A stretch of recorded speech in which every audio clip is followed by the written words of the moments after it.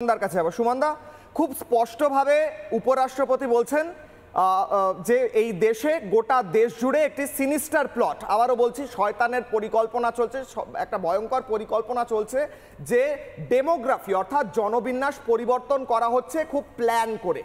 আপনি এই বক্তব্যকে সমর্থন করেন? এটা হচ্ছে না হচ্ছে না বলুন। একটু আগে এখানে মাননীয় মহারাজ বললেন স্বাধীন ধর্মাচরণের কথা। একটা দেশে স্বাধীন ধর্মাচরণ তখনই সম্ভব যদি আপনি হেট্রেড বা হিংসা মুখের বাক্যের মাধ্যমে না ছড়ান। একজন আইনজীবী তথা এই সংবিধান একজন সাংবিধানিক উপপ্রধান এই ভারতবর্ষের জগদীপ ধনকর সাহেব এই ধরনের কথাগুলো বলেছেন সত্যের ওপরে বেস করে নয়, মোহন ভগবত এবং নরেন্দ্র মোদী সরকারকে খুশি করে আরও একটা টার্ম উপরাষ্ট্রপতি বা রাষ্ট্রপতি হওয়ার জন্য বলেছেন। এই ধরনের কথা একজন সাংবিধানিক মানুষের কাছ থেকে যে একটা আমাদের আইনসভার উচ্চ কক্ষ যিনি চেয়ারম্যান বা অধ্যক্ষতা করেন সে কি করে এই ধরনের কথা বলে, আমি তো অবাক হয়ে যাচ্ছি। মানে আপনি বলছেন জগদীপ ধনকর যে বক্তব্য রেখেছে এটা সঠিক নয়, এটা বলছেন জোর জবরদস্তি প্যানেলিস্টদের উপরে এটা বলছেন, আমি জিজ্ঞাসা করছি না। এই ধরনের কথা, প্রথম কথা হচ্ছে এই ধরনের কথা বলা উনি যে পদ অলঙ্করণ করে রয়েছেন সেখানে স্বাভাবিক নয়, আমি মনে করি সেটা অন্যায়। এক, দু নম্বর হচ্ছে যে যেখানে ভারতবর্ষের যে গ্রামে হোক, জেলাতে হোক, মহকুমাতে হোক, জোর করে যদি ধর্ম বদল করার জন্য চাপ দেওয়া হয়, সেটা হিন্দু মুসলমানকে চাপ দিক বা মুসলমান হিন্দুকে চাপ দিক, প্রত্যেককে আইনের আওতায় আনা উচিত। এখানে অবশ্যই আনা উচিত।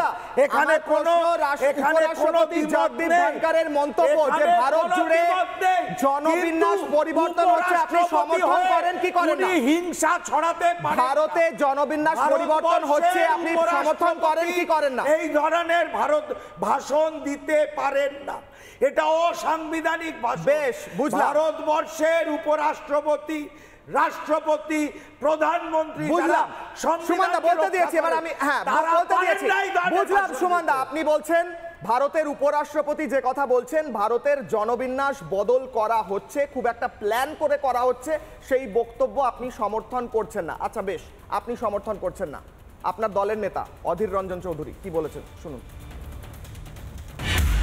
মৌলবাদীরা যদি প্রশ্রয় পায়, তারা যদি বাংলাদেশে ক্ষমতার স্বাদ পায়, সেই সব মৌলবাদীরা পশ্চিমবঙ্গের দিকে হাত বাড়াবে।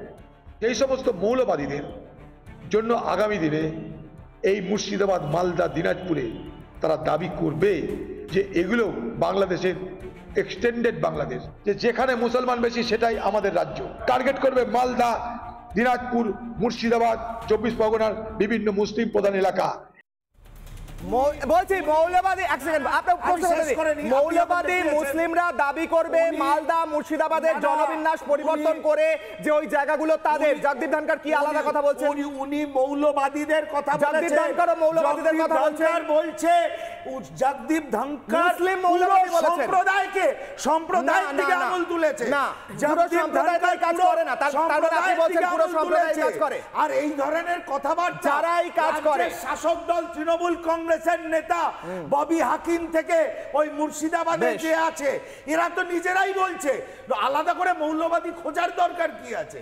আলাদা করে মৌলবাদী খোঁজা, এটাই তো জগদীপ ধনকর বলছেন। তাহলে আপনার আপত্তি কি? তৃণমূলের মধ্যে আপনার আপত্তি কি সুমনদা? কিছু নেতা সুমনদা জগদীপ ধনকরের বক্তব্যের সঙ্গে আপত্তি কি? সংস্কৃতির সঙ্গে এগুলো ম্যাচ করে না। কিন্তু আমি বলবো জগদীপ ধনকর সাহেব উপরাষ্ট্রপতির পদে বসে ওনার অধীর রঞ্জন চৌধুরী বলেছেন সেই একই কথা বলেছেন, আপনার পোষাচ্ছে না? এই ধরনের অধীর রঞ্জন চৌধুরীও কি আরএসএস এর কথায় চলছে? ভারতবর্ষের মতন দেশে মানানসই নয়। অধীর রঞ্জন চৌধুরীর মুখে মানায়? অধীর বাবু ঠিক বলেছেন। অধীর বাবু যারা জোর করে মৌলবাদী মুসলিম যারা বলেছেন। মৌলবাদী সংগঠন, মৌলবাদী মুসলিম কথাটা বলতে অসুবিধা হচ্ছে।